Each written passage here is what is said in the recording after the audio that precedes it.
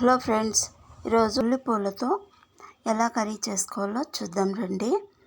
ముందుగా ప్యాన్ పైన జీలకర్ర, ఉద్దిపప్పు, ఆవాలు, ఎర్రగడ్డ, తెల్లగడ్డ అన్నీ వేసుకొని వాడ్చుకోవాలి. తర్వాత టమాటా, కొద్దిగా ఉప్పు, పసుపు అన్నీ వేసి వాడ్చుకున్న తర్వాత ఇంగువ కొద్దిగా వేసి క్యారెట్ సన్నగా తరుక్కొని పెట్టుకుంటాం కదా, దాన్ని వేసేసి పచ్చిమిర్చి అంతా వేసి బాగా వాడ్చుకున్న తర్వాత ఉల్లిపూలు వేసి బాగా కడిగి పెట్టుకుంటాం కదా, ఉల్లిపూలు వేసి కాసేపు ఒక 2 minutes బాగా కలుపుకున్న తర్వాత మిరప్పొడి, ధనియాల పొడి వేసి కాసేపు వేయించుకోవాలి.